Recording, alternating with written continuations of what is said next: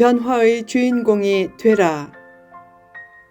로마서 14장 19절에서 23절 말씀.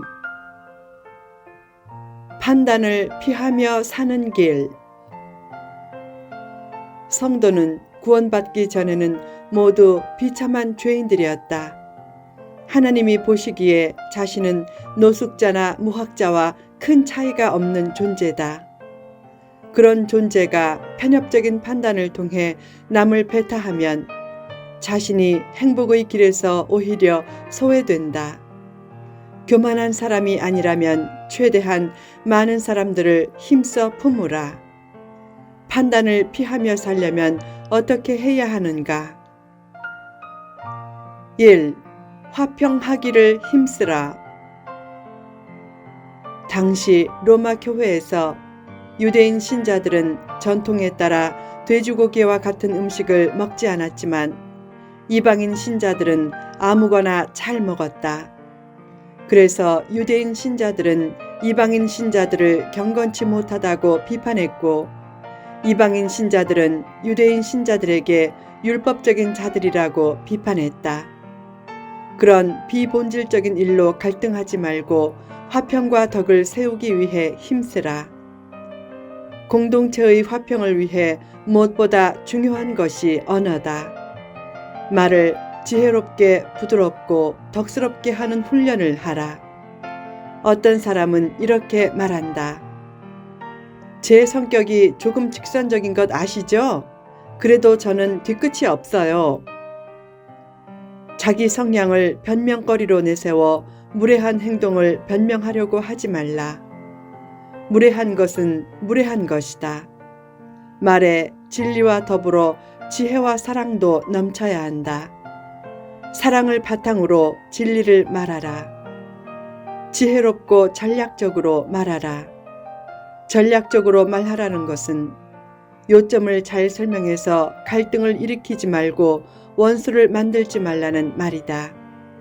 전략적으로 말한다는 것은 전달하려는 핵심 내용을 바꾸지 않고도 논제를 바꿀 수 있는 것을 뜻한다. 또한 남의 생각을 개조시키지 않고도 전하려는 메시지에 마음문을 활짝 열게 하는 것이다. 정직하게 말하는 것과 무례하게 말하는 것의 차이를 잘 분별하라. 정직하면서도 무례하지 않게 말하라.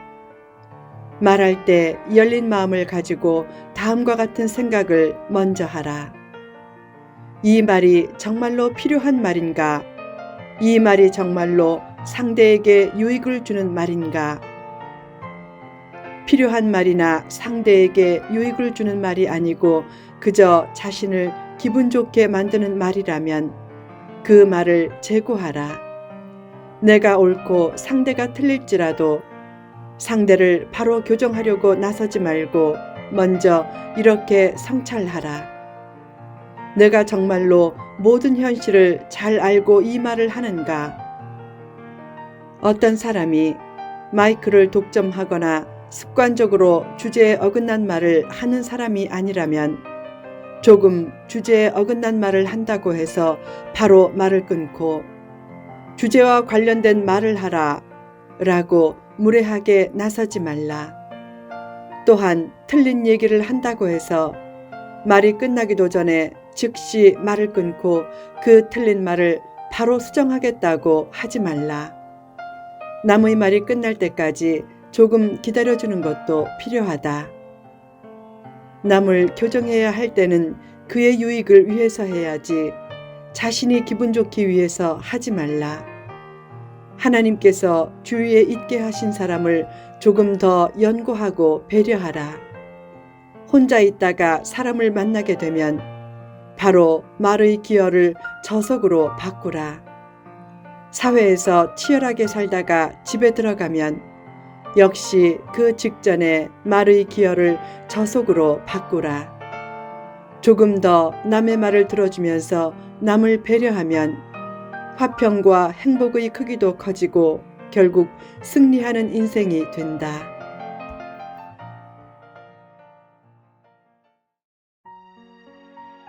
2. 믿음으로 행동하라. 어떤 일을 할 때 믿음을 가지고 죄책감이 없이 하는 것이 복이다. 믿음이 없이는 하느님을 기쁘시게 하지 못한다. 예배도 믿음으로 드리고 헌금도 믿음으로 드리라. 찬송이나 봉사도 믿음으로 하라. 마음에 거리낌이 있으면 어떤 음식을 먹지도 말고 어떤 일을 하지도 말라. 무슨 일을 하든지 믿음으로 하라. 다만 허황된 믿음을 전파하는 기복주의 강사에게 미혹되어 믿음의 원리를 오해하거나 남용하지는 말라. 예전에 A 교회 목사가 연초에 교회 성장 세미나를 갔다 왔다. 그 후 세미나에서 배운 대로 구체적인 전도 목표를 믿음으로 세운다고 하면서 연말까지 교인 200명이 10,000명이 되는 목표를 세웠다. 다른 때는 교인을 300명까지 늘리는 목표만 세워도 부담되었지만 세미나를 갔다 온 후에는 전도 열정이 끌어올라서 그때 다짐했다. 최선을 다해 전도하리라, 믿음으로 나아가리라. 교인들에게도 전도 목표를 할당했다.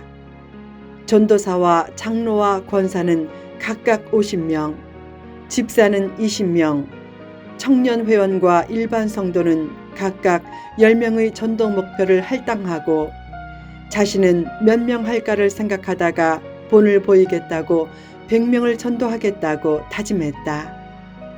1년에 100명을 전도하는 것이 거의 불가능해 보였지만 그는 중얼거렸다.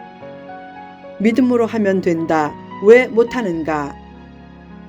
사모가 염려하면서 가능한 목표를 세우라고 했지만 100명을 전도하는 목표에서 후퇴하지 않아야 최선을 다할 것 같아서 믿음으로 밀고 나가기로 결심했다. 100명을 전도할 생각을 하니까 시간이 너무 아까워서 TV와 신문도 거의 보지 않겠다고 다짐했다. 그렇게 전도하면 하나님께서 틀림없이 자신의 행동하는 믿음을 보고 전도 목표를 이루어주실 것이라고 믿었다. 그러나 그해 연말에 전체 교인 숫자는 연초보다 오히려 약간 줄었다. 숫자는 조금만 줄었지만 내상이 커서 많은 교인들이 믿음의 회의를 품고 시험에 들었다. 그 후 점차 교인이 줄다가 몇 년 후 교회가 크게 깨졌고 그 후에도 점차 줄면서 소수의 교인만 남게 되었다. 남용된 믿음은 비참한 결과를 낳기 십상이다. 변화의 주인공이 되라. 믿음의 남용이나 자기중심적인 믿음의 오용을 주의하라. 가끔 술, 담배 하는 문제, 인터넷 도박을 하는 문제, 주일에 물건을 사는 문제 등으로 교인들 간의 논쟁이 벌어진다. 그때 두 종류의 사람이 생긴다. 하지 말아야 된다는 사람과 해도 좋다는 사람이다.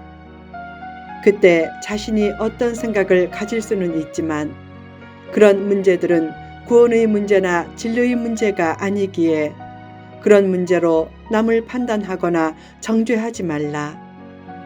사도행전 11장에는 예루살렘 성도들이 베드로가 이방인과 식사한 것에 대해 비난하는 장면이 나온다. 그때 베드로가 어떻게 했는가? 자신에게 일어났던 일과 환상을 얘기하고 그 환상은 이방인의 구원에 관한 하나님의 메시지였다고 설명했다.